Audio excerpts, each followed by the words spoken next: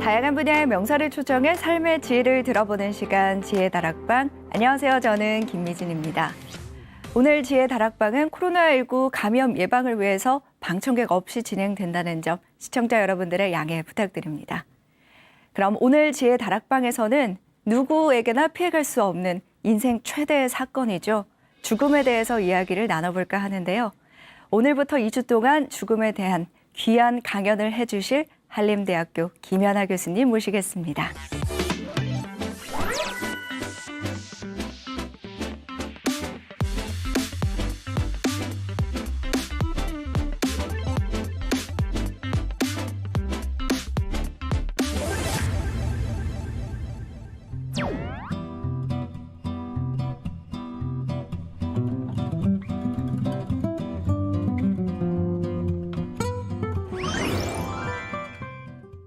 네, 교수님 안녕하세요. 네, 안녕하세요. 네, 먼저 저희 시청자 여러분들께 소개 부탁드리겠습니다. 네, 저는 한림대학교 성심병원 류마티스 내과에 근무하고 있습니다.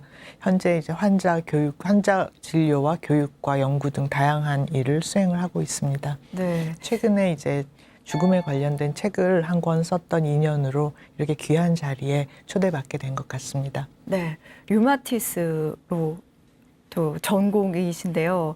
죽음에 관련된 책을 내신 거, 또 어떤 인연이 있으셨던지 좀 궁금한데요. 제가 이제 의사 생활을 30년 정도 벌써 했더라고요. 근데 그 다양한 그 경험들 중에서 특히 이제 죽음을 보는 그런 일들에서 많은 분들이 죽음에 대해서 너무 준비를 안 하신다. 심지어는 이제 암으로 이제 시한부라는 그런 상황에서도 삶에는 많이 집착을 하시지만 죽음에 대해서는 심각하게 이렇게 준비를 하지 않고 네. 그러면서 오는 많은 문제들을 개인적으로 겪고 이제 그런 경험들을 책으로 만들어 보는 것이 좋겠다고 생각을 했습니다. 네, 요즘에는 현대의학이 많이 발달하기도 했고 평균 수명이 굉장히 늘어났잖아요. 그렇죠. 그래서 죽음이라는 게 사실 굉장히 막연하게 느껴지는 게 사실이거든요. 또 교수님의 환자분들도 죽음을 굉장히 막연하게 느끼고 있는 경우, 그런 경우가 좀 많았나요? 거의 모든 분들이 죽음을 생각을 안 하십니다. 요즘은. 왜냐하면 과거에는 죽음을 보는 것이 굉장히 좀 일상적인 일이었어요. 네. 댁에서 이제 돌아가시는 분들이 대부분이었고, 그리고 또 사고나 이런 질병으로 해서 사망을 하는 일도 굉장히 많았습니다. 그래서 실제로 죽음을 경험하는 일이 굉장히 흔했는데, 이제 현대로 들어오면서 이제 기근이 든다든지 하는 일도 점점 적어지고, 많은 질병들이 치료가 되고, 그러다 보니 점점 죽음을 볼 기회가 없어지고, 또 이제 돌아가실 때가 되면 댁에서 돌아가시지 않고 병원에서 돌아가시거든요. 네. 그러다 보니 죽음은 마치 삶과는 전혀 무관한 뚝 떨어져서 언젠가는 아마 일어나지 않을지도 모를 그런 어떤 비극이라고만 이렇게 생각을 하시는 것 같아요. 네. 그래서 죽음을 준비할 시간이 참 없어지는 것이 현대 생활인 것 같습니다. 교수님께서 이렇게 죽음에 관심을 가지고 책을 펴내시기도 했는데 책의 어떤 내용인지 굉장히 궁금해지거든요. 책에 대한 소개도 간략하게 해주실까요? 네, 제 책은 제목이 죽음을 배우는 시간입니다. 그러니까 많은 그 준비를 해야 한다는 이야기들이 들어있고요. 사실 이제 죽음의 종교적, 철학적인 성찰은 굉장히 그 좋은 책들이 많이 나와 있습니다. 네. 굉장히 훌륭하신 분들이 죽음에 관해서 깊이 고찰을 한 그런 책들이 있지만 저는 병원 생활을 하면서 실제로 이게 죽음의 경험을 바로 한 그런 입장에서 어떻게 하면 죽음을 준비를 잘 할 수 있을까? 실용서라고까지 감히 이제 저는 얘기를 하는데요. 네. 각 국면에 구체적으로 어떤 일들이 일어나고 그리고 구체적으로 무엇을 준비를 해야 하는지 마치 이제 시험 공부할 때 하나하나 짚어가면서 준비하듯이 그런 내용들을 담았습니다. 그럼 최근 웰다잉에 대한 관심이 좀 높아지고 있는데 이것도 웰다잉과 관련된 문제라고 볼 수 있을까요? 웰다잉인데 저는 개인적으로는 이제 웰다잉이라는 단어를 좋아하지는 않습니다. 네. 왜냐하면 누구도 죽는 걸 좋아하는 사람은 없고요. 네. 피하고 싶어하고 생각하고 싶지도 않아 하는데 웰자를 그 앞에 붙여서 강요하는 느낌이 있어요. 죽음은 좋은 것이라고 이렇게 생각을 해야 한다. 사실은 그렇진 않습니다. 죽음은 누구에게나 싫고 두려운 것인데 어쨌든 이런 웰다잉이라고 자꾸 이제 강요된 좋은 죽음이라고 하다 보니 오히려 반발심이 더 생기시는 것 같아요. 그래서 이제 어르신들은 가서 웰다잉 강의 시작하겠습니다 하면은 태반이 이제 나가신다고 그러더라고요. 예. 그래서 웰다잉이라는 그런 개념 물론 중요하지만 그것보다는 죽음과 삶은 하나다. 우리 삶에서 가장 마지막에 일어나는 그 하나의 사건이고 가장 큰 사건이다. 그렇지만 이제 우리 삶을 잘 마무리하는 것이 정말 중요하기 때문에 삶과 죽음이 별개의 것이 아니라는 것을 잘 이해를 하고 삶의 매 순간순간 죽음을 생각을 할 필요가 있다라는 말을 하고 싶습니다.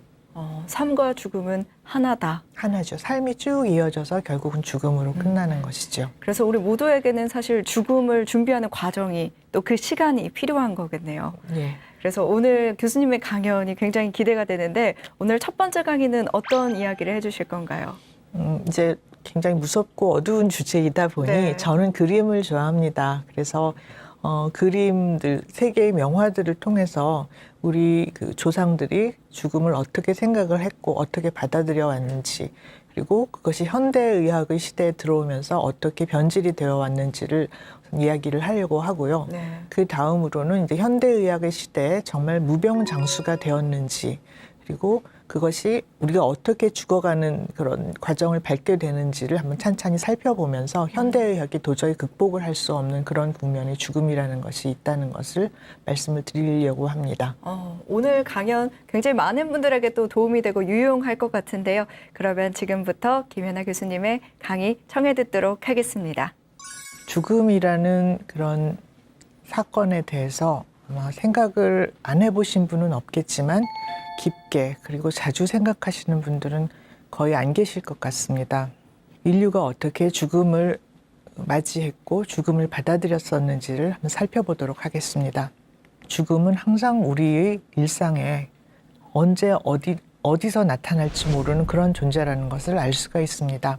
어쩌면 그것이 오늘 저녁이 될 수도 있고 내일이 될 수도 있고 혹은 먼 10년, 20년 후 일이 될 수도 있습니다.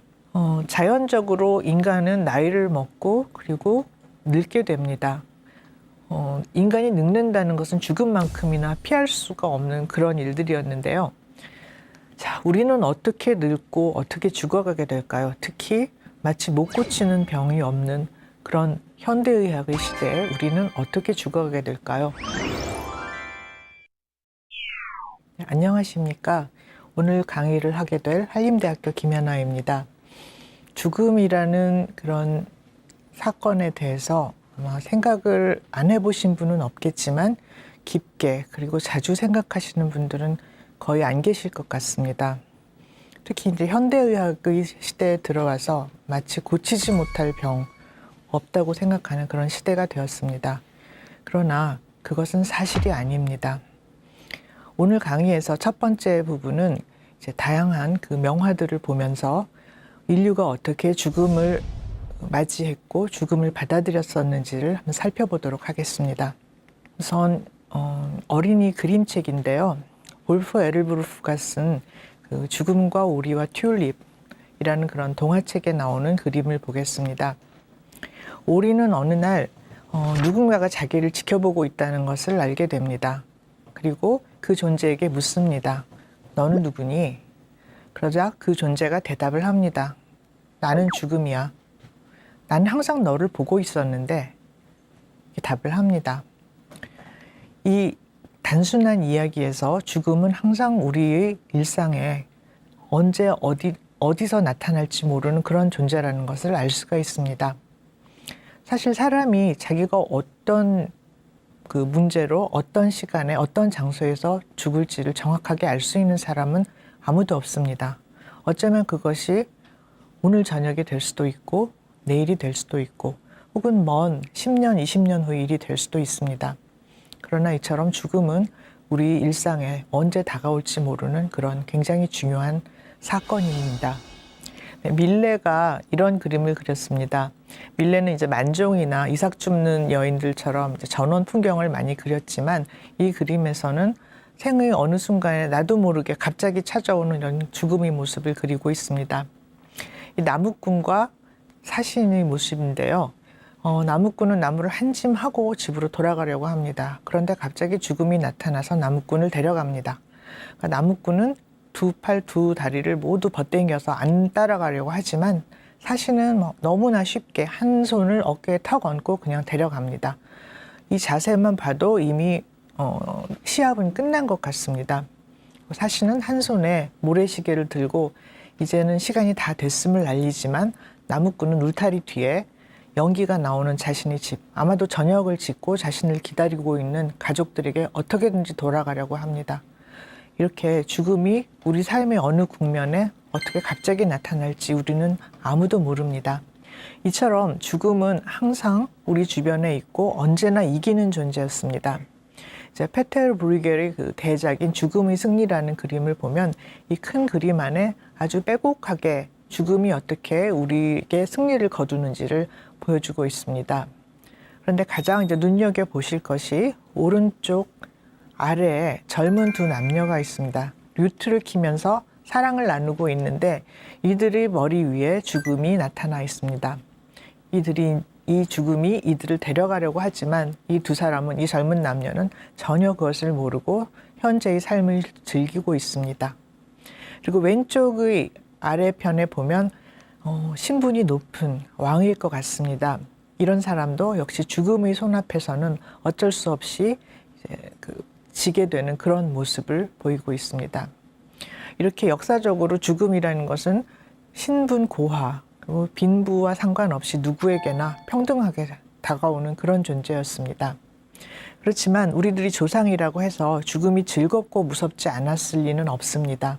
이 그림을 보면 이제 홀바인의 대사들이라고 하는 굉장히 유명한 그림인데 잘 보시면은 굉장히 그 정교한 이런 그림 터치들 아래쪽에 무엇인가 물체가 있습니다. 이것이 무엇일까요? 이것이 굉장히 정교한 그림이라서 지금 이렇게 보면 잘 안 보이는데 이 그림이 걸려있는 화랑에 가면 이게 뭔지 보고 싶으면 이렇게 옆으로 사선으로 가서 보세요 하고 이렇게 빨간색으로 이렇게 표시가 되어 있습니다. 이것은 해골입니다. 즉 죽음을 의미하는 것이고요. 아나모픽이라고 해서 이렇게 왜곡상을 만들어서 이 그림 안에 이 죽음을 끼워 넣습니다. 이렇게 메멘토 모리 전통이라고 하는데 항상 서양화에서는 죽음을 잊지 말라. 아무리 당신이 성공적이고 부와 명예를 다 누리고 있어도 죽음은 언제 당신을 찾아올지 모른다는 것을 항상 주지를 시켰습니다. 메멘토 모리 전통은 사실 로마 시대에 개선 장군이 큰 전쟁에서 이기고 돌아와서 잔치를 하면서 이제 즐거워할 때 그 시종이 항상 그 술을 따른다든지 음식을 이제 주면서 그 장군의 머리 위에서 메멘토 모리를 읊도록 했다고 합니다. 그러니까 지금 당신이 얼마나 성공하고 행복하고 부를 가지고 있지만 죽는다는 사실을 잊지 말라 하는 그런 의미가 되고요. 서양화에서 이 메멘토 모리 전통은 굉장히 다양하게 변주가 돼서 추상화에서도 많이 나타납니다. 그렇지만 이제 이 두려운 죽음을 이기기 위해서 또 죽음의 춤이라는 그런 개념을 많이 이제 도상으로 나타냈습니다. 죽음의 춤이라는 거는 이제 죽음이 다양한 사람들을 찾아오는 모습들을 그립니다. 그래서 아주 신분이 높은 사람부터 아주 가난한 사람까지 아주 젊은 사람 그리고 아주 나이가 많은 사람 누구에게나 이 죽음이 찾아와서 생명을 데려가는 그런 모습들을 그리고 있는데 그렇지만 죽음이 두렵기 때문에 이것을 춤이라는 그런 소재로 풀어나가는 그런 도상들입니다. 그래서 여기 보시면 왼쪽의 그림은 죽음이 이제 죽어갈 사람을 데리고 의사 앞에 나타납니다. 이 왼쪽에 있는 그림이 그 사람이 의사입니다. 근데 특징적으로 의사가 나타날 때 죽음의 춤에서는 이 소변통이 나타납니다. 그러니까 이 죽음이 이 소변통을 가지고 의사 앞에 나타나서 네가 이걸 가지고 뭐 해볼 수나 있겠냐 하면서 이제 비아냥거리는 그런 모습으로 나타납니다. 즉 의사가 어떤 수를 쓰더라도 너는 죽음을 막을 수가 없다. 너는 나를 이길 수 없다. 이런 도상으로 나타납니다. 그런데 현대의학의 시대가 되면서 이것이 변형이 되기 시작합니다. 그래서 오른쪽을 그림은 이보 살리거라고 하는 이분이 아마 나치 시대에 굉장히 그 히틀러가 좋아했던 화가라고 해요. 뭐 어쩐지 좀 그랬을 것 같은 느낌이 있는데 이것도 역시 죽음의 춤이라는 도상에서 빌려온 것인데 죽음과 소녀라고 하는 도상입니다. 원래 오리지널 죽음의 춤에서 소녀는 굉장히 그 젊고 아름다운 그 사람이 죽음을 피할 수 없다는 그런 것을 묘사를 하려고 만들었던 도상인데 현대의학의 시대가 되면서 의사가 끼어들게 됩니다. 그리고 이 의사는 이제 죽음을 밀치고 소녀를 구해내는 어떻게 보면 조금 마초적이기도 하고 마치 슈퍼맨과 같은 그런 모습으로 나타나게 됩니다. 그러면서 드디어 현대의학이 죽음을 물리칠 수 있다는 이런 개념들이 대두를 하게 됩니다. 그런 결과 우리는 어떻게 죽음을 맞게 될까요? 오른쪽의 그림은 에밀 롤데가 그린 그 죽음의 모습인데 보시면은 현대의학의 시대가 되고 죽어가는 사람을 지키는 것은 이제 병원 침대 그리고 그 옆에 약병, 의사 이런 사람들이 됐습니다. 결국은 우리는 다른 방식으로 죽게 되었죠. 현대의학이 죽음을 얼마나 극복했는지는 모르겠지만 죽음의 모습이 굉장히 달라진 것은 사실입니다. 그런데 과연 현대의학이 죽음을 이겼을까요? 거의 동시대에 그려진 알프레드 큐빈이라는 그 화가가 그린 베스트 닥터라고 하는 그림입니다. 아일랜드 속담에 그 죽음은 가난한 이의 최고의 의사라는 그런 속담이 있습니다. 굉장히 좀 씁쓸한 속담이긴 한데요. 이 그림을 보면 어떻게 그 많은 치료를 받고 현대의학의 힘을 빌려도 결국은 이기는 것은 죽음이다 하는 것을 아주 적나라하게 묘사를 하고 있죠. 우리는 지금 코로나19의 그 혼란의 시대에서 살고 있습니다. 코로나19가 그동안 우리가 현대의학에 의해서 이제 뭐 못 고치는 병이 없어지지 않았을까? 우리는 더 이상 죽지 않게 된 것이 아닐까? 이렇게 착각을 하고 그런 현대의학의 허풍 속에서 우리가 살아왔었는데 그것이 사실이 아니라는 것을 다시 알게 됐습니다. 이 눈에 보이지도 않는 아주 미물에 속하는 그 바이러스 때문에 이렇게 세상이 뒤집어지는 이런 경험을 우리는 하고 있습니다. 지금도 우리는 한 치 앞도 우리 앞이 어떻게 바뀔지 알 수가 없습니다. 중세시대의 패스트가 지금의 코로나와 얼마나 비슷한 상황인지를 한번 살펴보겠습니다. 패스트는 코로나와는 완전히 다른 그런 질환이죠. 그러니까 패스트는 G라는 숙주가 균을 옮깁니다. 예르시니아 페스티스라고 하는 균을 옮기고 이 균은 바이러스는 아닙니다. 그러나 중세시대 사람들은 균이라는 개념조차도 없었거든요. 그래서 이 패스트가 왜 생기는지도 모르고 그렇게 이런 무서운 사신이 나타나서 사람들을 한꺼번에 다 데려가고 하는 이런 일로 받아들였습니다. 코로나하고 패스트가 굉장히 비슷한 점이 패스트도 한 번으로 끝나지를 않았어요. 그러니까 우리는 그냥 패스트가 한 번 와서 사람들이 확 죽고 그리고 사태가 종결됐다고 생각을 하는데 그게 아닙니다. 끝났다고 생각하고 사람들이 다시 활동을 시작하면 다시 한번 패스트가 우르르 일어나서 또 많은 사람들이 죽고 이런 것이 여러 번이 반복되는 그런 경과였습니다. 결국은 패스트라는 그런 사건은 중세시대가 끝나고 르네상스가 열리는 그런 큰 계기가 되었습니다. 우리 코로나도 지금 분명히 우리가 지금까지 살아왔던 방식을 바꿀 거라는 것은 명확하고요. 이 오른쪽 그림을 보시면 패스트 시대의 의사의 모습입니다. 보면은 얼굴에 이렇게 새 같은 가면을 쓰고 있고요. 그리고 전신을 이제 옷으로 가운으로 이렇게 감싸고 있고 손에도 이제 장갑을 끼고 있습니다. 그런데 이 새 얼굴을 보면은 이제 부리가 이렇게 나와 있는데 이 부리가 나와 있는 거는 이제 시체나 이런 환자들을 다룰 때 나오는 그런 냄새를 조금 좀 피하기 위해서 이 부리 안에다가 이제 향초라든지 약초 같은 것을 많이 넣었다고 해요. 그래서 이게 패스트 시대의 의사의 모습인데 오른쪽에 방역복을 입은 코로나 시대의 의료진의 모습입니다. 이것을 보면 우리가 변한 것이 거의 없다는 걸 알 수가 있죠. 몸을 다 싸고 그리고 눈과 코, 입 다 막고 이런 방역복을 입고 활동을 하는 의료진의 모습은 그 패스트 시대의 그런 의사들의 모습과 달라진 것이 없습니다. 그리고 이 전염병 환자들을 수용하는 병원의 모습도 사실은 달라진 것이 중세 시대부터 거의 없습니다. 이 패스트 시대에 많은 사람들이 잘은 모르지만 일단 어디서 이렇게 조용한 장소에서 이렇게 격리가 되어 있으면 병을 피할 수 있다고 생각을 했습니다. 그래서 10명의 선남선녀가 어떤 이제 멀리 떨어진 성으로 모여듭니다. 그래서 거기서 이제 바깥 세상과의 출입을 끊고 생활을 하게 되는데, 그러니 너무 이제 심심하다 보니 여기서 한 사람이 얘기 하나씩 해가지고 만드는 얘기가 데카메론이죠. 그래서 이 시대에는 이렇게 해서 방역을 했습니다. 자, 코로나 시대 방역 어떻습니까? 집에 머무르시오. 그러니까 패스트 시대, 중세 시대와 코로나 시대의 그런 질병, 전염병에 대한 그런 대처 방법에는 차이가 아무것도 없습니다. 결국은 현대의학이 이런 단순하다고 생각했던 감염병조차도 완벽하게 물리치지 못하고 여기에 대한 대처법은 중세시대 이후 크게 달라지지 않았다는 것을 알 수가 있습니다.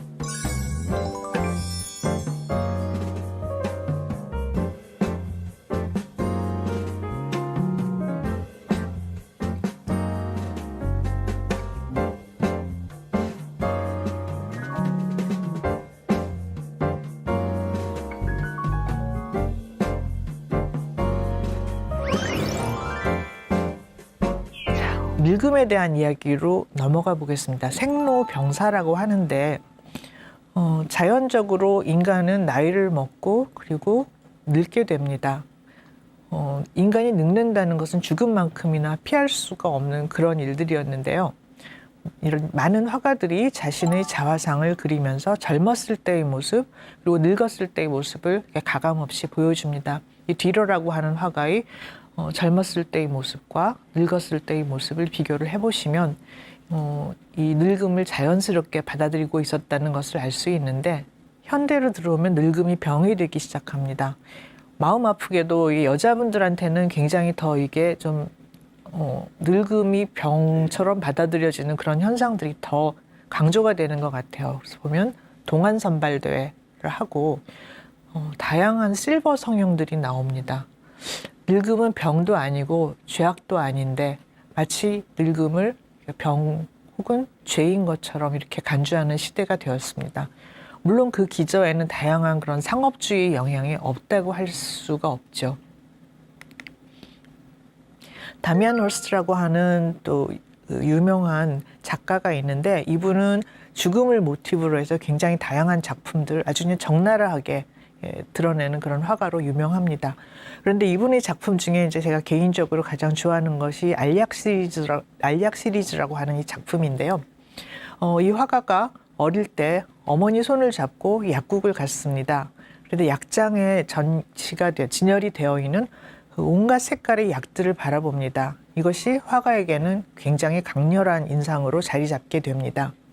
그 이후에 이 화가는 이런 형형색색의 약들을 전시를 해서 진열을 하는 이런 작품을 만들고, 이 약들을 다 먹으면 당신이 늙거나 병들거나 죽지 않을 수 있습니까? 하는 이런 질문을 하고 있습니다. 어떻게 보면 이 약 그리고 현대의학에 집착하고 매달리는 그런 사람들이 허망함을 비꼬고 있는 그런 작품이라는 생각이 듭니다.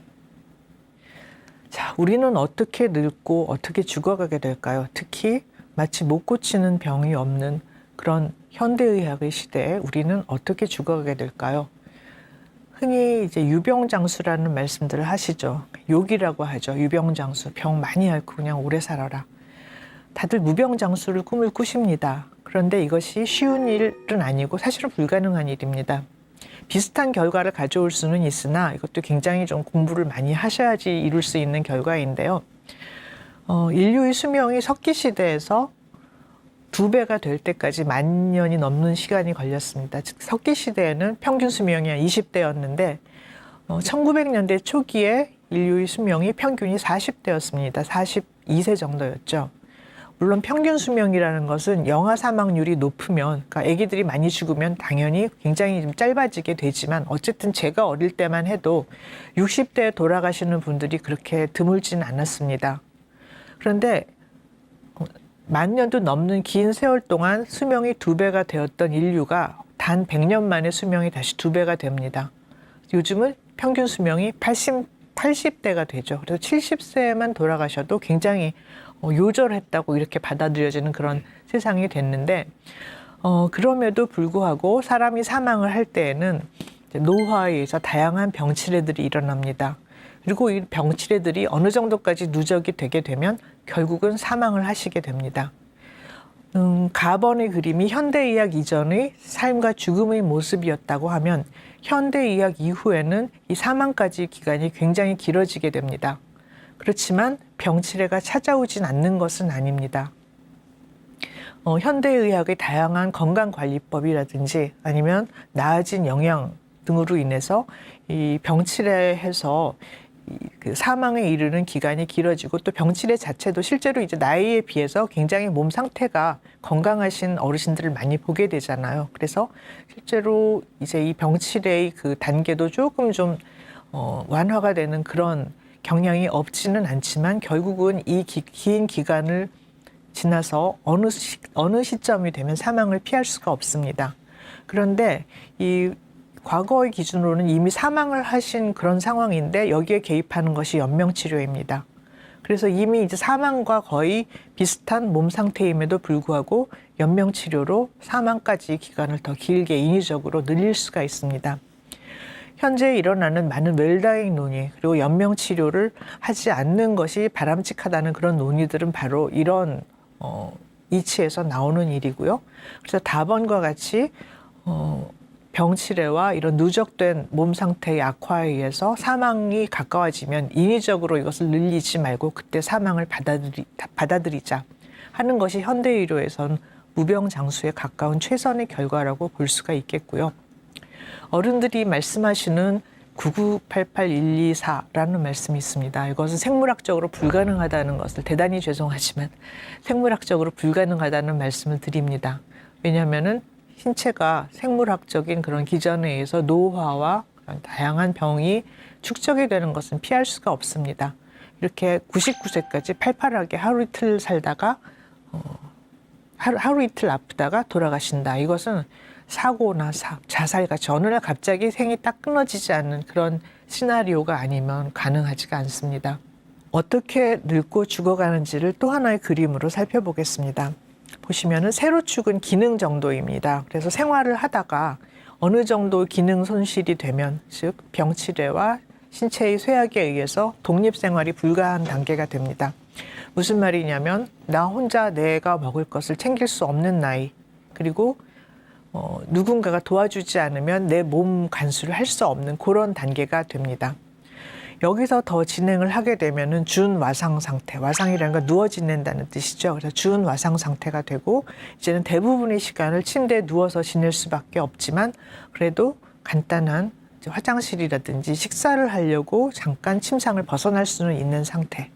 그리고 여기서 더 진행을 하면 완전 와상 상태가 됩니다. 즉 침대 밖을 벗어나지 못하시는 단계가 됩니다. 이때가 되면 이제 가장 큰 문제가 배설의 문제가 됩니다. 누군가가 나의 그 배설을 치워줘야 하는 이런 단계가 되죠. 사실 옛날에 효부상 이런 단골 레퍼토리가 이제 중풍으로 쓰러지신 시어머니의 그 기저귀를 5년 동안 갈았다. 이것이 사실은 단골 레퍼토리였는데 이것을 생물학적인 개념으로 대입을 해보면 바로 완전 와상 상태가 된 어르신이 사망할 때까지 돌봤다 하는 그런 의미가 됩니다. 그리고 완전 와상에서 이제 더 진행을 하면 사망을 하는데요. 이제 다양한 그런 인생의 일들을 겪으면서 서서히 다노화와 생활 기능의 소실을 통해서 사망을 하게 됩니다. 중간중간에 독감을 앓았다든지 굉장히 스트레스를 앓는다든지 하면 조금 그때 잠깐 이제 기능이 더 소실됐다가 다시 돌아오고 하는 그런 과정을 여러 번 겪게 됩니다. 그런데 이것이 갑자기 툭 떨어지는 절벽으로 떨어지는 것처럼 그렇게 심한 기능 손실이 일어나는 그런 시기가 있습니다. 중풍을 앓았다든지 아니면은 낙상을 했는데 낙상도 어르신들 낙상이 굉장히 심각한데 이렇게 심각하게 생각을 안 하시는 것 같아요. 낙상을 해서 대퇴골 골절이 됐다 하면은 거의 뭐 완전 와상 상태가 되는 거죠. 침대를 못 나올 정도가 되셨다가 다행히 이제 회복을 하시게 되더라도 전의 단계로는 돌아오지를 못합니다. 그리고 이렇게 해서 신체 기능이 꺾이게 되면 사망까지 기간도 굉장히 짧아지지만 문제는 독립생활을 할 수 있는 기간이 굉장히 짧아진다는 게 문제가 됩니다. 결국은 누군가의 그 도움을 받지 않으면 생활을 할 수 없는 그런 단계가 굉장히 길어진다는 그런 문제가 있습니다. 그래서 어쩔 수 없는 그런 이벤트들은 할 수 없지만 특히 이제 어르신들은 낙상을 굉장히 좀 신경을 쓰시라는 것을 이제 말씀을 드리고 싶고요. 엘리자베스 퀴블러 로스라고 하는 아주 유명한 정신과 의사가 있습니다. 이분이 현대에 영향을 준 100명의 철학자에도 그 반열에도 올라갈 정도로 유명한 분인데, 이분이 죽음과 죽어감이라는 저서에서 죽음의 5단계를 이야기를 했습니다. 내가 암을 진단을 받았어요. 그리고 시한부라는 걸 알게 됐습니다. 이럴 때 사람들은 어떻게 반응을 할까? 우선 첫 단계는 부정입니다. 그럴 리가 없어. 내가 이렇게 벌써 죽는다고? 그럴 리가 없어 하고 여러 병원들, 여러 의사들을 찾아다니면서 나의 진단, 나의 수명을 부인을 하려고 합니다. 그러나 그것이 사실이라는 걸 알게 되었을 때는 이제 분노하게 됩니다. 어떻게 나한테 이런 일이 있을 수가 있지? 내가 얼마나 열심히 살았고 내가 얼마나 가치 있는 일들을 많이 했는데, 이제 분노를 하게 됩니다. 그러나 역시 이 단계를 지나면 그 다음에 협상의 단계가 됩니다. 이 협상은 신과의 협상입니다. 이때 갑자기 선행을 또 많이 하게 되고 기부를 하게 되고 그럽니다. 그러면서 신이시여, 나 이렇게 좋은 사람입니다. 날 좀 더 살려주세요 하고 신과 협상을 하게 됩니다. 그러나 이것도 소용이 없다는 것을 알고 그 다음에는 우울해지게 되고요. 이 우울의 기간을 지나서 결국은 죽음을 받아들인다는 이런 죽음의 5단계가 굉장히 발표되었을 때는 많은 사람들에게 반향을 일으켰죠. 그런데 현대의학의 시대에는 죽음이 3단계가 됩니다. 순전히 이것은 이제 생물학적인 그런 단계를 나누는 것인데요. 외출을 못하는 단계, 누군가가 도와주지 않으면 결국 집 밖을 나설 수 없는 단계가 되고, 저는 이것을 이제 사회적인 사망의 단계라고 생각을 합니다. 그런데 참 야속하게도 이제 빈부의 격차에 따라서 이 단계가 굉장히 쉽게 해결이 되시는 분들이 있습니다. 그러니까 여유가 있는 분들은 도우미를 둔다든지 다양한 차량 개조라든지 이런 방법으로 분명히 외출할 수가 없는 단계임에도 불구하고 외식도 하시고 다양하게 바깥 생활을 즐길 수가 있습니다. 그러나 결국은 어느 단계가 되면 침상을 못 벗어나는 단계, 이제 완전 와상 단계가 되는 거죠. 이때가 되면 이제 누군가가 나의 이제 배변 문제를 해결해 줘야 합니다. 자, 우리는 이 배변 문제를 해결해야 하는 문제가 이것을 하는 사람의 문제로만 생각을 할 수가 있는데, 당하는 사람의 문제는 더 심각할 수가 있습니다. 왜냐하면 나의 존엄성이라는 게 굉장히 타격을 입게 되거든요. 아무리 내가 돈을 주고 고용을 한 고용인이라 하더라도 저 사람의 손에 내가 이런 가장 기본적인 생물학적인 이런 것조차도 해결을 못하고 남의 도움을 받아야 한다는 단계, 굉장히 자존심에 상처를 입게 되는 단계고, 저는 사실은 이 단계가 생물학적인 사망의 단계라고 생각을 합니다. 그리고 이 단계를 지나면 이제 밥을 못 먹는 단계가 됩니다. 어르신들은 다양한 이유로 식사를 잘 못합니다. 우선 밥맛이 떨어지는 것도 있고 소화가 잘 안 되는 것도 있고, 그리고 심지어는 음식을 넘기는 게 아프다고까지 표현을 하시는 경우가 있습니다. 그래서 점점 식사량이 줄어들게 되고 죽음으로 다가가게 되는데, 현대의학은 여기에서도 답이 있습니다. 식사를 못 하시면 코에다가 이제 레빈 튜브라고 하는 그 고무관을 넣어요. 그래서 이 고무관을 한쪽 끝을 주사기에 넣은 그 영양식하고 연결을 해서 강제로 급식을 할 수가 있습니다. 정맥으로 영양제를 공급한 것도 있고, 심지어는 위에다가 구멍을 뚫어요. 그래서 위루관이라는 것을 집어넣습니다. 이 위루관을 넣게 되면 굉장히 오랫동안 살 수가 있습니다. 그래서 현대의학의 시대에는 사실 이미 죽음에 도달한 분들도 다양한 치료법이 있게 되는 것이 사실입니다. 영화를 하나 제가 보고 말씀을 드리고 이제 강의를 마쳐야겠는데, 이 영화를 아마 보신 분들도 계실 거고요. 아무르라고 하는 두 해로한 노 부부의 이야기입니다. 여기서 이 할머니는 어느 날 노인들에게서 온, 어르신들에게서 오는 피할 수 없는 한 과정인 혈관성 치매라는 그런 문제로 점점 이제 몸 기능이 떨어지게 되고 일상생활을 못하게 됩니다. 그런데 이 남편은, 할아버지는 할머니가 이렇게 해서 죽는다는 걸 받아들이지를 못합니다. 이 두 부부는 굉장히 또 여유가 있어서 집에서 이 모든 간병을 할 수가 있습니다. 간병인을 고용을 하고 돈을 지불을 해가면서 할 수가 있는데 참으로 아이러니하게 현대 집에서 사망할 수 있는 건 부자만이 그렇게 할 수 있다고 합니다. 그렇지 않고 대부분 요양병원으로 이제 모셔지게 되죠.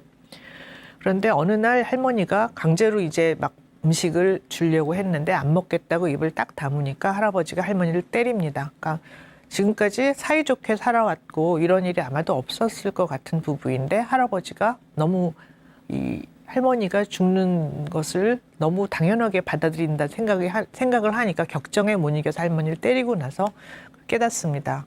아, 이렇게 사는 것이 무슨 의미가 있을까? 굉장히 이제 비극적인 결론으로 끝나는데요. 이 영화는 결국은 간병살인이라는 이런 무서운 현실을 예술 영화로 승화를 시켰던 영화입니다. 그래서 지금 저희가 이제 100세 시대, 100세를 훨씬 넘어가는 이런 시대가 됐다고 생각을 하는 이면에는 이 가족들, 남겨진 사람들에게 있는 이런 문제들이 말을 하지 않은 상태에서 지금 굉장히 표면화가 될 그런 가능성이 있고, 과연 우리가 오래 산다는 것이 어떤 의미인지를, 그리고 그것이 우리 가족들에게 어떤 의미인지를 계속 생각해 봐야 하는 그런 시대가 되었다고 생각을 합니다. 제 강의는 여기까지 마치겠습니다. 감사합니다.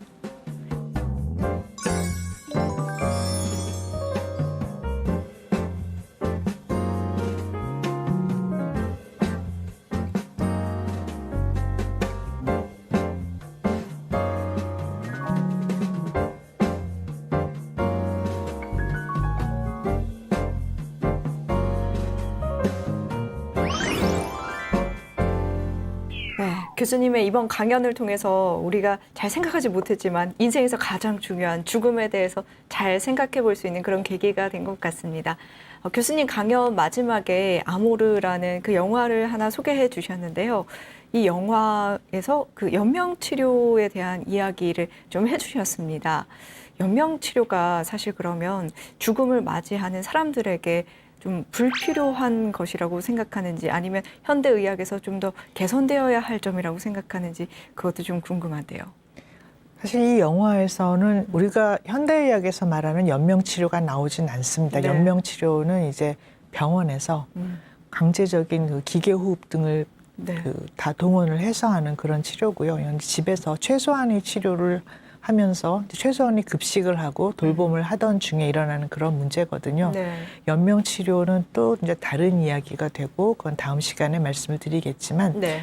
이 영화가 의미를 하는 것은 과연 우리가 이렇게 오래 산다는 것이 어떤 의미인지, 그리고 결국은 굉장히 무거운 이야기가 네. 되고, 종교계에서는 금기가 되고 있는 이야기지만 안락사의 문제까지 통하는 그런 영화가 되겠습니다. 네. 또 죽음이라는 주제를 다루다 보니까 좀 무거운 이야기를 하게 됐는데, 사실 이 죽음이라는 걸 좀 더 편하게 이야기를 할 수 있는 상황이 되면 우리가 좀 죽음에 대해서 대비도 많이 하고 그런 시간을 많이 갖지 않을까, 이런 생각을 해봅니다. 혹시 교수님께서 다음 주에는 어떤 강연을 해주실지 궁금한데요. 이야기 미리 좀 해주시겠어요? 모든 분들이 아시고 계시겠지만 네. 연명의료의향서라는 것이 있습니다. 그래서 이것을 쓰고 이제 어떻게 해서 이것이 효력을 발휘하게 되는지는 사실은 모르시더라고요. 쓰기만 하면 끝나시는 줄 아는데, 네. 그래서 이제 이 연명의료의향서 작성과 이것의 실효를 위해서 우리가 무엇을 해야 하는지, 네. 그리고 이것이 잘 지켜지지 않은 그런 실례들을 보면서 이제 어떻게 해서 우리가 누구에게 이제 위탁하지 않고 누구의 도움을 받지 않고 우리가 스스로 우리 삶과 죽음을 결정할지를 이야기하는 시간을 갖겠습니다. 네. 참 많은 분들이 죽음 하면은 피하고 싶어 하는 어떤 것이라고 생각하는 경우가 많은 것 같은데요. 이번 강연을 통해서 죽음에 대해서 좀 더 깊이 생각할 수 있는 그런 계기가 되길 바랍니다.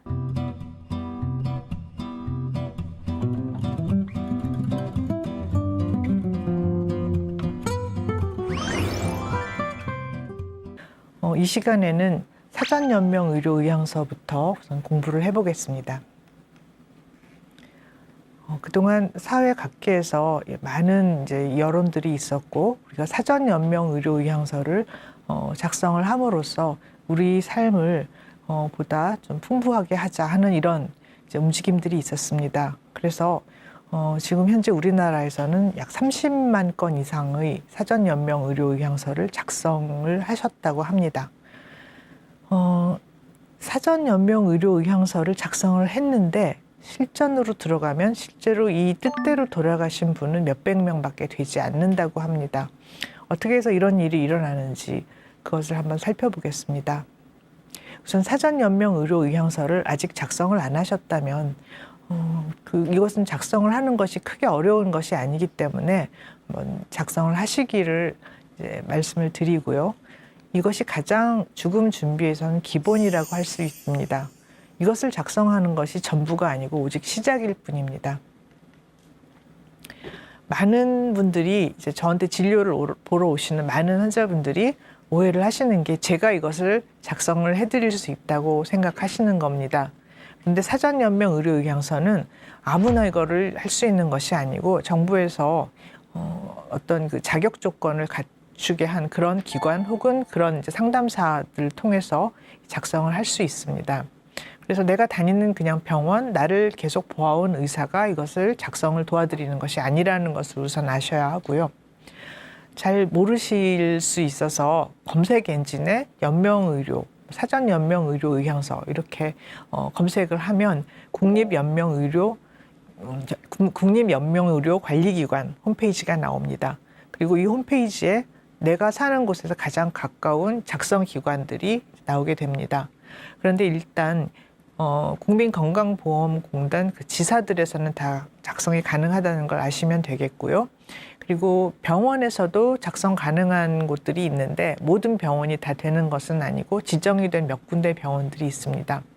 그래서 이것을 어디에서 작성을 하실 수 있는지를 먼저 확인을 하셔야 하고요.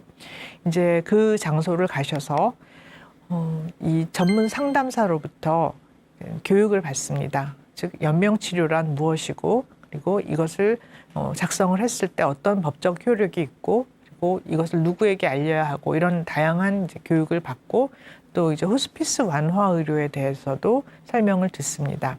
그래서 이런 것들을 모두 다 이해를 했다고 이제 서명을 하시고 그렇게 하면 이제 작성이 완료가 되고요. 가장 중요한 것 중에 하나가 누가 이 연명의료 의향서를 열람할 것인지를 지정을 하는 것입니다. 간혹 이것을 이제 지정을 안 한 경우에는 어느 가족도 내가 이걸 작성했다는 것을 모르는 수가 있습니다. 그런데 내가 무슨 사고라든지 해서 불의 사고로 의식불명이 되었을 때 그리고 어떻게 치료를 해도 더 이상 돌아오지 못한다는 것을 알았을 때 연명의료를 중단을 하고 싶은데 이것이 작성되어 있다는 것을 알지 아무도 모르는 경우에는 이 과정이 굉장히 어려울 수가 있습니다. 그래서 가급적이면은 가족들에게도 이 의향서를 열람할 것을 권하고요. 가장 중요한 것은 가족들과 충분히 대화를 하는 것입니다. 이제 내가 이런 단계에 됐을 때 나는 더 이상 병원에 이 나의 삶을 위탁하지 않겠다 하는 그런 의사를 분명히 밝히고 내가 이런 의향서를 썼다 하는 것을 이제 많은 사람들이 아는 것이 좋습니다. 요즘은 현대사회에서는 가족관계가 굉장히 피폐해지고 있죠. 그래서 더 이상 연락이 닿지 않는 그런 가족들도 있습니다. 연락을 하지 않고 왕래를 하지 않은 그런 가족들이 있다 하더라도 이분들이 내가 사망을 했을 때는 모두 와서 나의 사망 과정에 대해서 문제 제기를 할 수가 있습니다.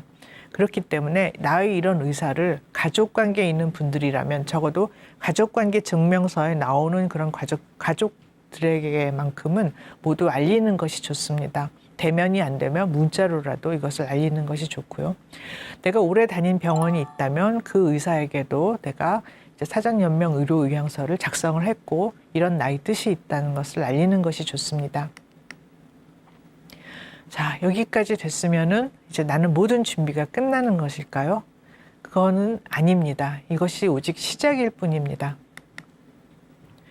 이것을 작성을 하더라도 어느 순간에 내가 더 이상 나는 병원 치료를 하지 않겠다. 병원을 가지 않겠다를 선언을 하지 않으면 이것이 아무 의미가 없는 그런 휴지 조각과 같은 그런 것이 되는 일들이 굉장히 흔히 일어납니다.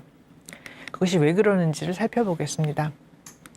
사전연명의료의향서가 이제 이런 모습으로 되어 있는데 맨 밑에 유의사항이 있습니다. 1번에서 5번까지가 있는데 이것을 잘 읽어보면 5번에 이런 내용이 있습니다. 이 사전연명의료의향서에 기록된 연명의료 중단 등 결정에 대한 작성자의 의사는 향후 작성자를 진료하게 될 담당 의사와 해당 분야의 전문의 한 명이 모두 이 작성자가 임종 과정에 있는 환자라고 판단한 경우에만 이행이 된다. 이 말이 있습니다. 이게 무슨 뜻일까요? 예를 들어서 제가 이제 사고를 당했습니다. 그런데 평소에 저는 아무 문제 없이 건강하게 잘 지내고 있다가 사고를 당했는데 그래서 인공호흡기라든지 이런 연명치료가 필요하게 됐는데 제가 이것을 작성했습니다. 그러면 연명치료를 무조건 하지 말아야 할까요? 그건 아니겠죠. 그러니까 이 사람이 임종 단계에 있다는 것이 확인될 때만 이것이 작동을 하도록 그렇게 해서 들어간 안전장치입니다. 그런데 거꾸로 이것이 오히려 연명의료의향서의 효력을 무력화하는 조항으로 작용을 하고 있습니다. 우리가 병원에 가게 되면 아까도 지난 시간에도 말씀드렸지만 생로병사의 그런 모든 과정이 다 병으로 취급이 됩니다. 그래서 이제 폐렴이 걸리거나 아니면 영양 섭취가 안 됐을 때도 다 치료법이 생깁니다. 그렇기 때문에 진짜 어느 환자가 삶의 마지막 단계에 와 있다 하더라도 실제로 그 의사나 의료진이 이분이 이제 곧 임종을 하실 거다 이 말을 하지를 않게 됩니다. 왜냐하면 눈에 보이는 치료는 다 할 수 있는 치료라고 생각을 하니까. 그러다 보니 정말 이제 이분이 며칠 살지 못할 그런 상황임에도 불구하고 이분이 임종 단계다를 선언을 하지 않는 경우가 굉장히 많습니다. 암 말기 환자분들 어떻게 더는 해볼 수 없는 이런 아주 이제 극소수의 예를 제외하고는 특히 이제 노환으로 서서히 생명이 꺼져가는 이런 단계에 있을 때는 누구도 쉽게 이분이 임종 과정에 있다고 선언을 하지를 않습니다.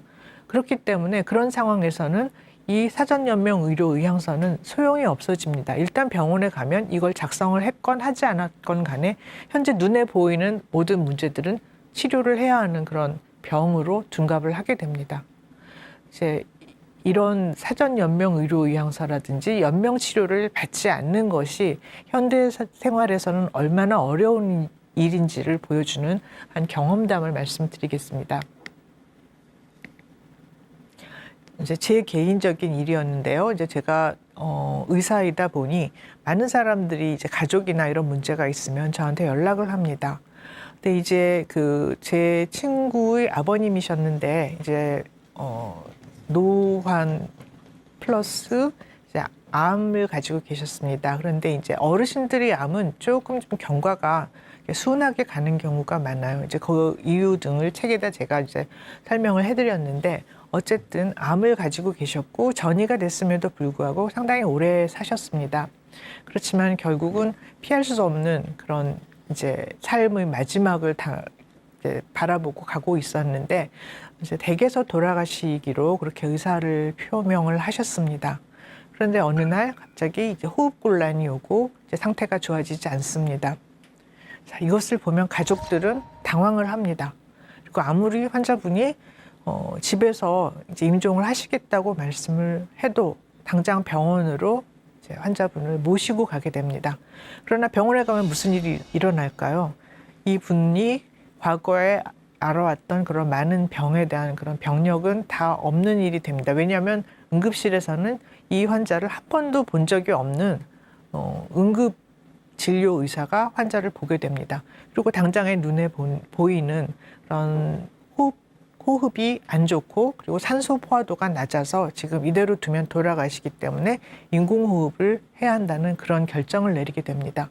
그리고 환자의 보호자에게 자, 인공호흡기를 달아야 할 터이니 이걸 할지 말지 결정을 하라고 합니다. 이렇게 되면은 환자의 보호자들은 당연히 여기에 대해서는 어떤 선택권이 없게 됩니다. 그렇지만은 이제 지금 이것을 정말 해야 하는지 아버지가 편하게 돌아가시기를 원했는데 결정을 하기가 정말 어렵죠. 그래서 이제 의사나 이런 주변에 이제 이 일을 아는 사람들이 있으면 이제 조언을 구하게 됩니다. 이렇게 응급실에 모시고 와서 이제 이 환자 보호자들은 굉장히 이제 어려운 결정을 해야 합니다. 가장 걱정이 되는 것은 정말 이 인공호흡기를 달고 이렇게 치료를 시작을 하면 편하게 지내실 수 있을까? 환자분이 이렇게 인공호흡 시작하고 연명 치료를 하는 것이 굉장히 힘들다고 생각하면 아마도 이것을 안 하시려고 할 겁니다. 그러나 그것은 당해보지 않으면 옆에서 보는 사람들은 알 수가 없어요. 여기서 친구는 이런 말을 합니다. 인공호흡기를 달고 소생을 하실 가망이 있다면 그냥 돌아가시게 두는 건 안 되지 않니?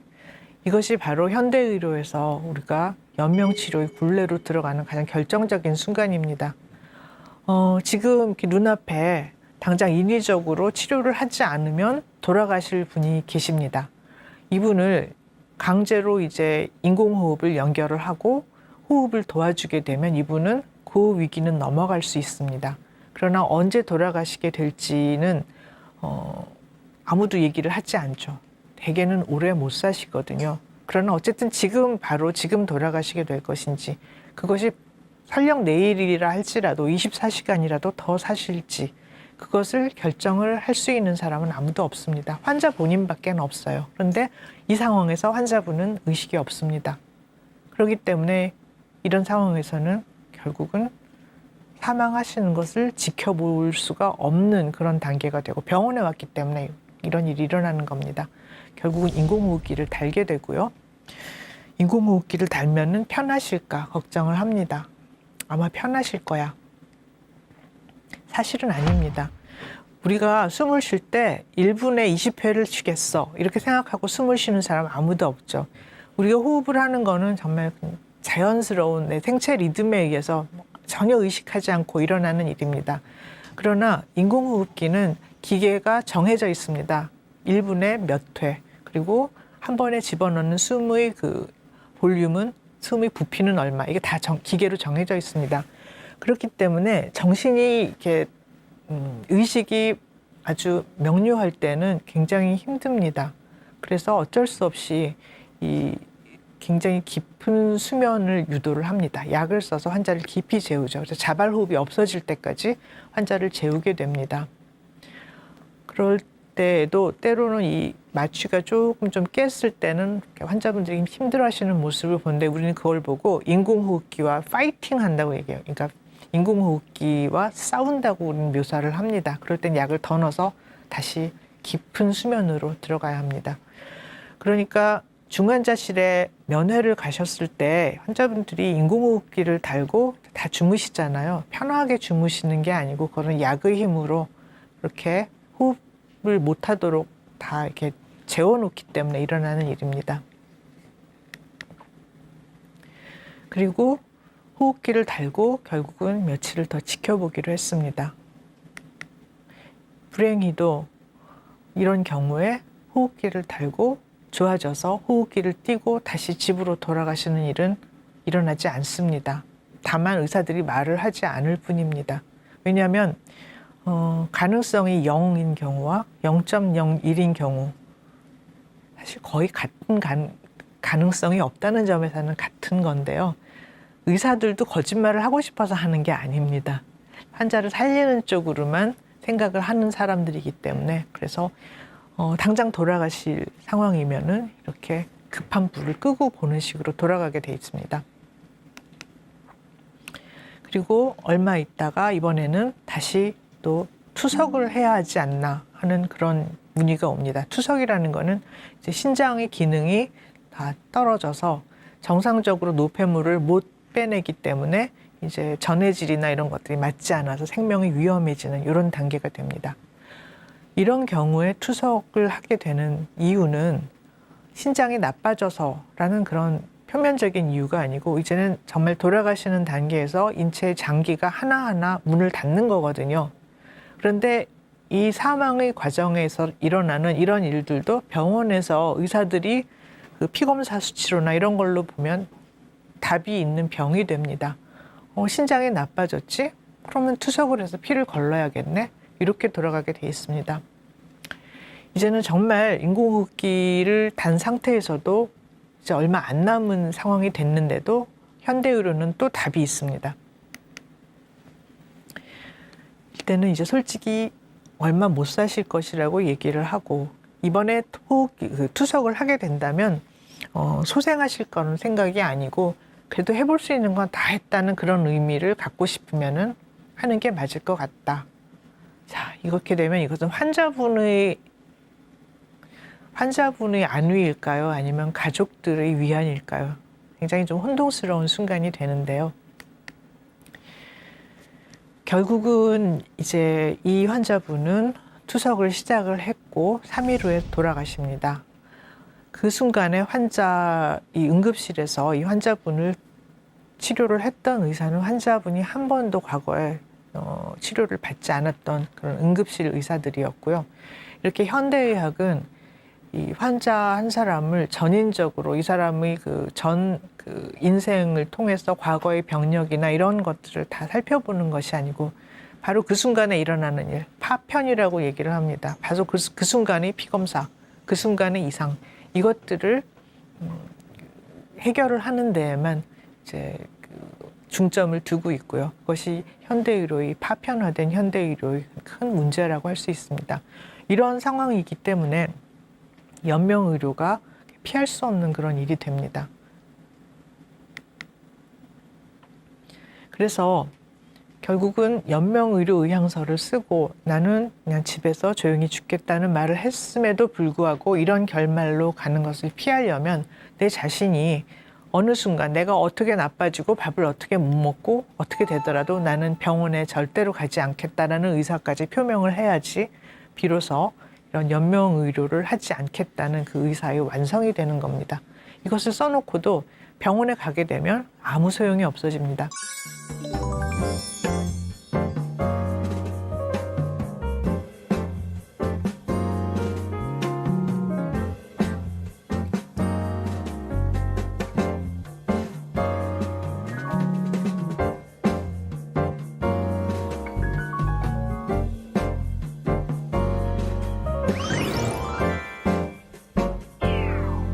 이 그림은 인공호흡기를 다는 그런 과정을 그림으로 묘사를 한 것인데요.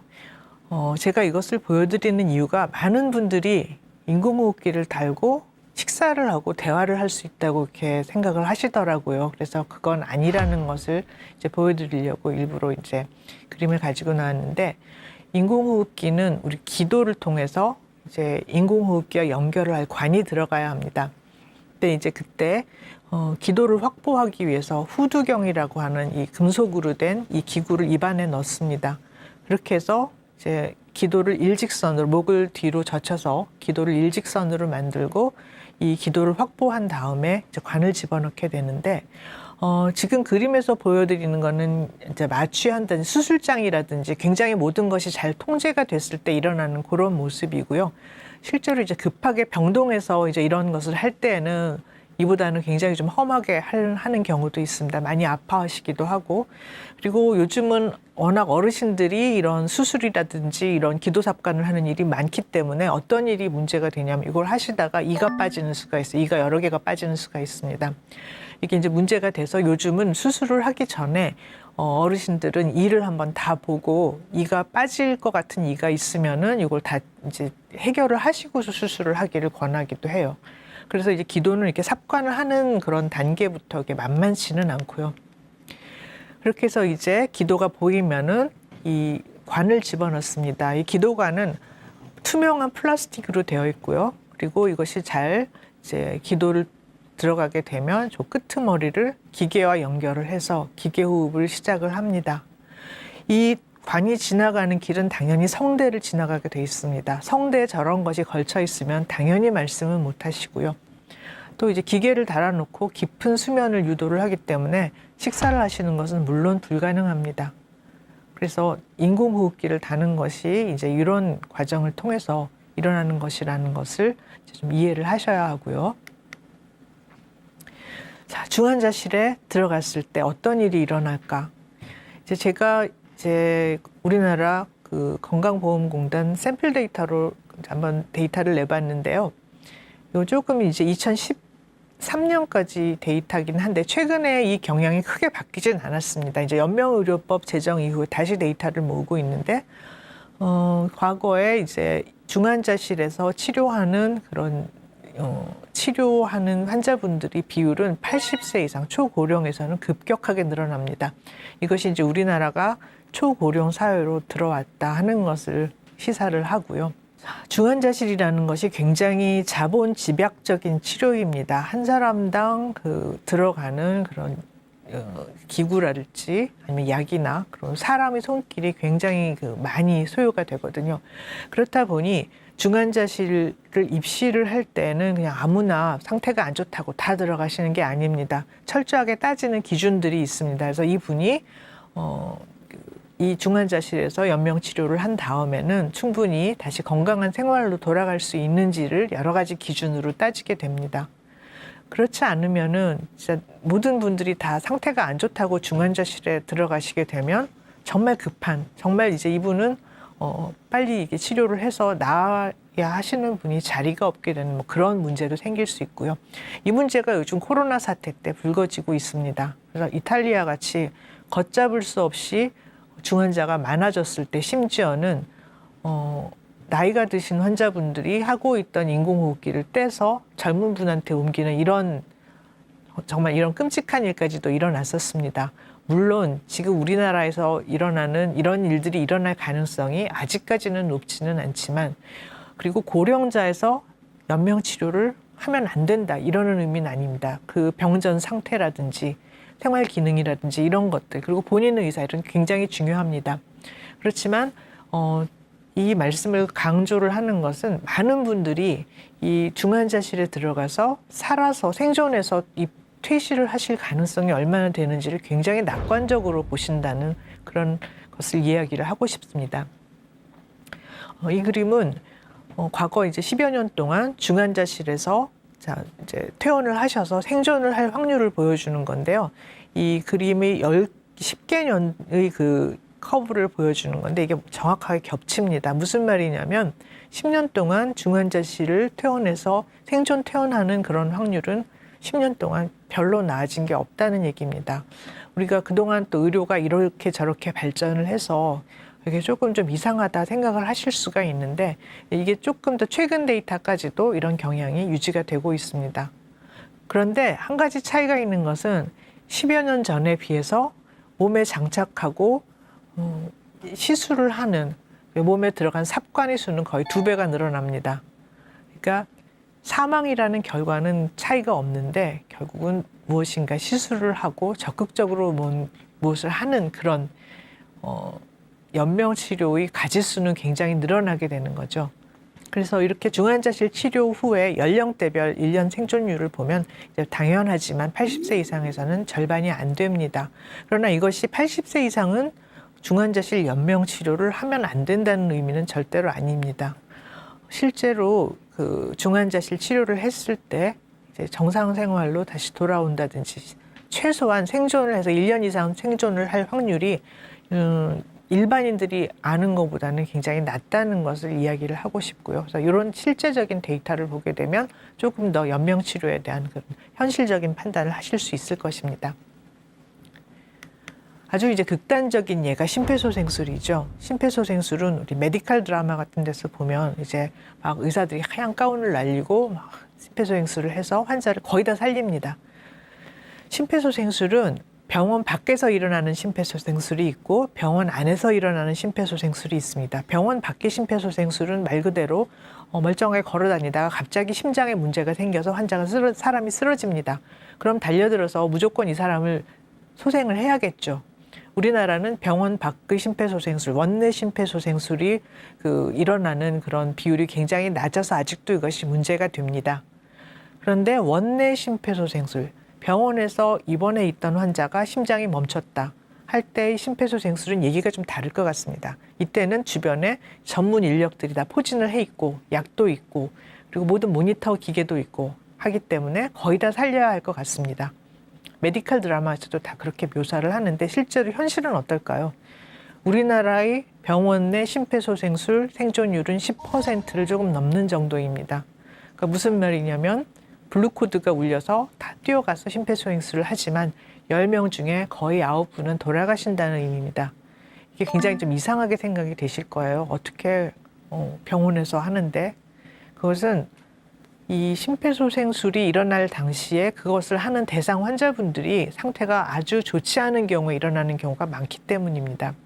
결국 우리나라가 연명 치료에 대한 그런 아직 그 폭넓은 그런 효율성이 없는 그런 증거가 되기도 하고, 심지어는 병원에 입원했을 때 이제 사망 상태로 발견되는 환자분들이 있습니다. 조용히 숨을 거두시는 상태로 무조건 그때는 심폐소생술을 해야 합니다. 안 하면 나중에 법적으로 문제가 될 수 있습니다. 이렇게 사망하신 분한테 심폐소생술을 하는 거를 워낙 흔하기 때문에 의사들은 쇼피알이라고 얘기를 합니다. 보여주기 위한 심폐소생술. 자, 이 심폐소생술을 한번 하게 되면 그런데 이거는 예스 노가 없습니다. 이게 안 하면은 확실히 돌아가시는 거거든요. 하면은 조금이라도 살 가능성이 있을 수가 있기 때문에. 그래서 심장이 멈췄을 때 나는 이제 이걸로 끝을 내겠습니다 하는 그것을 밝히는 DNR이라고 하는 서류가 있습니다. 이 서류까지 작성을 해야지 내가 병원에서 이제 사망 상태로 발견되었을 때라도 자동적으로 이런 심폐소생술이 일어나는 것을 막을 수 있습니다. 이 어르신들 심폐소생술 하고 나면 갈비뼈는 뭐 당연히 부러지는 경우가 있고요. 굉장히 좀 보기보다 험한 일들이 많이 일어납니다. 그리고 물론 그래도 생존 가능성이 높으면 당연히 해야 하는 일이겠죠. 그런데 이미 이분이 다 삶의 그 막바지에 이제 돌아가실 분이 돼서, 그래서 심장이 멈췄는데 이것을 다시 심폐소생술을 해서 살려보겠다 하는 것은 굉장히 큰 모순이라는 것을 아시면 되고요. 실제로 미국에서 한 연구에서 이제 많은 환자분들을 대상으로 병원에서 만약에 심장이 멈췄어요. 그래서 심폐소생술을 하게 되면 얼마나 살 수 있을 것 같습니까? 질문을 했더니 한 50%, 60% 이런 답이 나왔습니다. 그런데 실제 데이터가 미국이라고 해서 이게 심폐소생술 생존율이 높진 않거든요.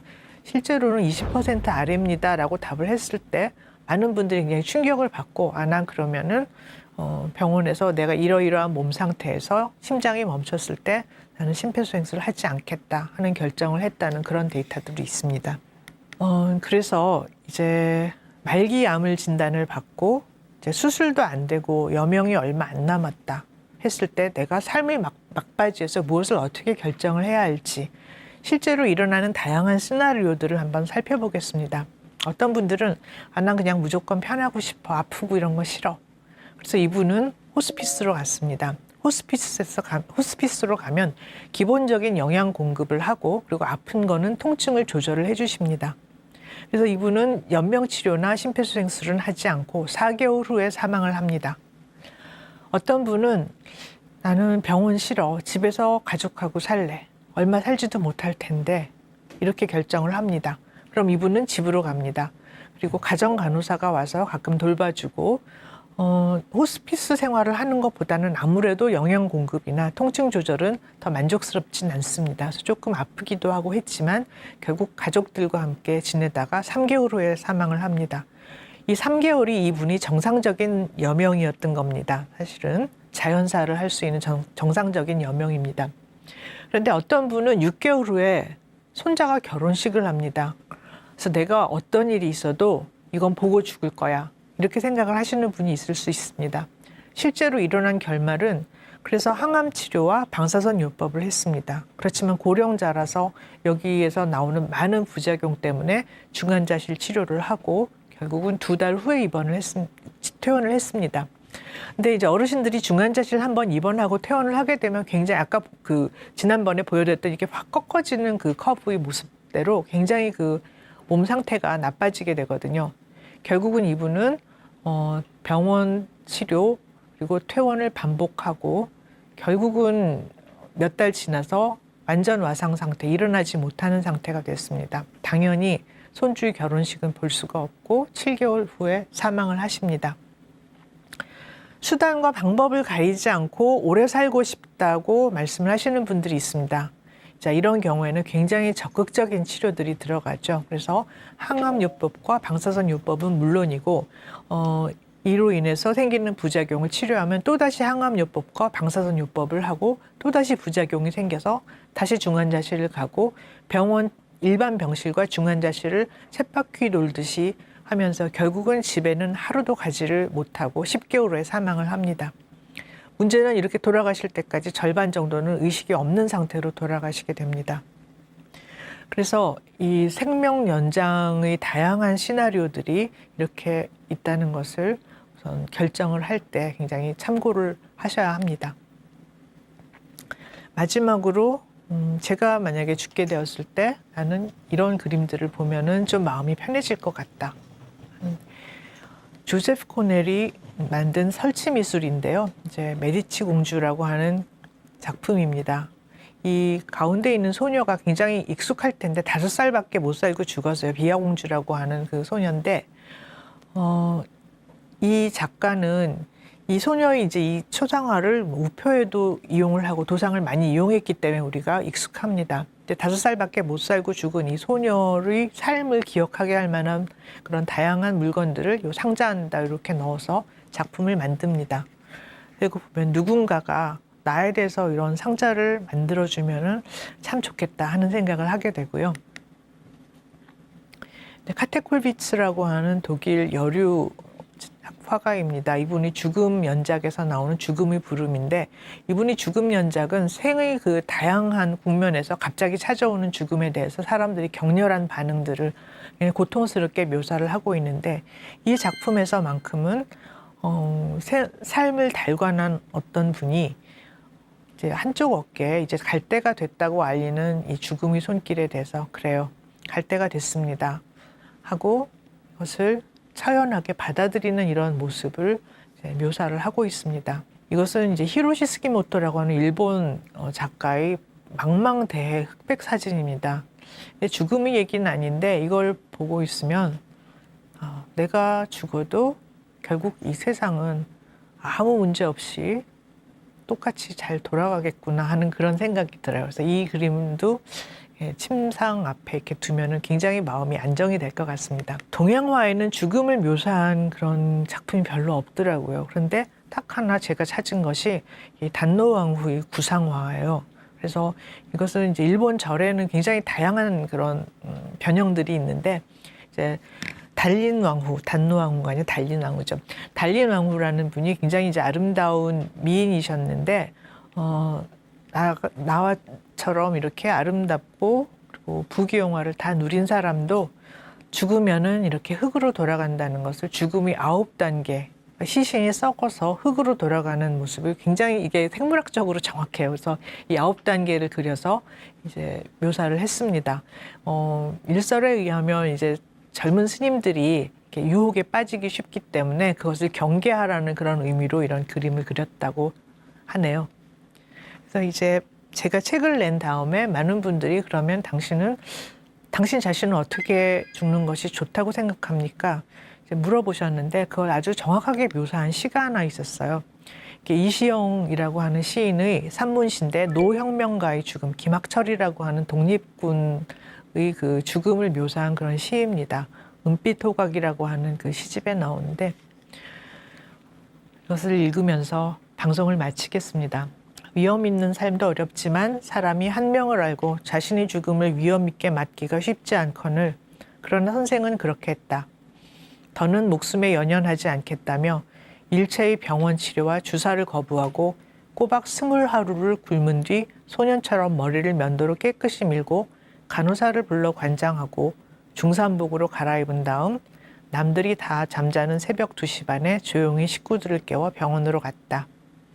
그리고 평소의 모습처럼 침대에 누워 도란도란 이야기를 하시다가 그만 깜빡 저 세상으로 가시었다. 입가에는 행복했던 날 손녀와 함께 짓던 미소 자국이 역력했으며 눈가에서는 마지막 매섭고 밝은 빛이 빛났다. 향년 85세. 감사합니다.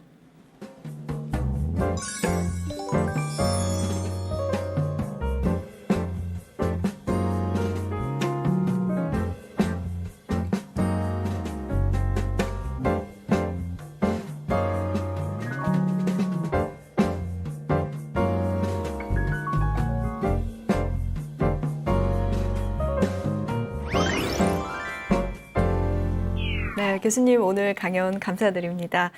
사실 이 강연을 통해서 제가 막연하게 피하고 싶었던 주제, 이 죽음에 대해서 좀 더 가까이 다가간 것 같아서 참 유익한 시간이었는데요. 저도 앞으로 이제 죽음을 어떻게 준비해야겠다 이런 생각을 좀 하게 됐습니다. 근데 제가 죽음을 준비하긴 하더라도 또 가족들에게, 특히 부모님에게 죽음은 이렇게 준비하라라고 말씀드리기가 참 어려운 주제인 것 같아요. 이에 대해서는 어떻게 생각하시는지? 제가 책을 썼지만 저도 부모님한테 이렇게 읽어보시라고는 안 하고요. 부모님이 아니 왜 책 안 갖다 주냐 해서 네. 드렸고, 이제 이 책을 드렸던 분들이 내용은 참 좋은데 나 부모님한테는 못 드리겠다고 네. 하신다서 드리지 말라고 그랬어요. 네. 이거는 죽음은 자신밖에는 결정할 수 있는 사람이 아무도 없거든요. 네. 그래서 그것을 실제로 찾으시는 경우가 아니면은 권할 수는 없는 책이라고 생각을 합니다. 네. 혹시 교수님께서 환자를 보시다가 환자 중에서 죽음을 좀 대비하지 못해서 너무 막연하게 죽음을 당한 경우, 후회하는 경우도 보신 적이 있을까요? 제가 이제 보는 환자분들이 면역 질환 환자들이 많고 이 사람들이 네. 굉장히 젊은 나이에 죽어요. 아주 이제 드문, 저는 이렇게 죽음을 많이 보는 거는 아니지만 또 1년에 한두 경우는 굉장히 젊은 친구들이 죽는데 이건 준비가 안 됩니다. 준비를 할 수가 없어요, 이런 경우는. 네. 그래서 남겨진 가족들이 그 비탄. 어떻게 보면 이제 사실 이런 중한 병에 걸렸다고 생각을 하면 준비를 했을 법도 하건만 너무 나이가 젊기 때문에 네. 미처 준비를 하지 못했던 그런 죽음들이 불행들을 많이 봤고요. 그리고 어떨 때는 가족에게 시간을 주기 위해서 연명치료를 그냥 하면 안 되는 연명치료를 했던 그런 경험도 있었습니다. 근데 네. 사실 정말 저도 오늘 돌아가다가 사고 날 수 있어요. 죽음은 항상 날 보고 있었는데 네. 그러잖아요. 네. 그래서 이것은 나이와는 상관없이 언제나 이렇게 준비를 해야 하는 것 같고, 미국 사람들은 굉장히 젊은 친구들이 유언장을 씁니다. 그래서 그런 것들을 보면 이건 나이와 상관없이 이거 나의 죽음은 내가 결정하는 것이라는 생각을 하고 항상 준비를 해야 할 것이라 생각합니다. 네. 나의 죽음은 내가 준비한다라고 네. 말씀해 주셨는데 혹시 교수님께서도 스스로의 죽음을 대비하거나 좀 시간을 가지고 좀 준비하고 싶은 것들 이런 것들이 있을까요? 유언장은 벌써 썼고요. 그렇군요. 예, 우리나라 사회가 이제 유류분 이런 문제 때문에 굉장히 그 가족들이 이렇게 이제 가족 관계가 파괴가 되는 일이 네. 많아요. 그래서 이 유언장이나 재산 관계는 굉장히 좀 중요한 것 같습니다. 네. 예, 그리고 그 외에 각각의 시나리오, 제가 어떻게 죽을지는 아직 모르잖아요. 네. 네. 각각의 시나리오에서 이렇게 하겠다 하는 정도는 정리를 하고 있습니다. 혹시 그럼 유언장을 쓰실 때 기분이 어땠는지 좀 궁금한데요.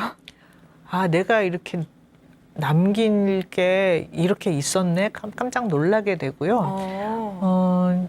미국 사람들은 이제 고양이한테도 유언장을 쓴다고 하더라고요. 근데 이제 기본적으로 나한테 내가 죽은 다음에 나한테 남는 것이 있을 때, 그리고 누군가 내가 도움을 주거나 돌봐줘야 할 사람이 있을 때 미국 사람들은 유언장을 쓴다고 하더라고요. 예.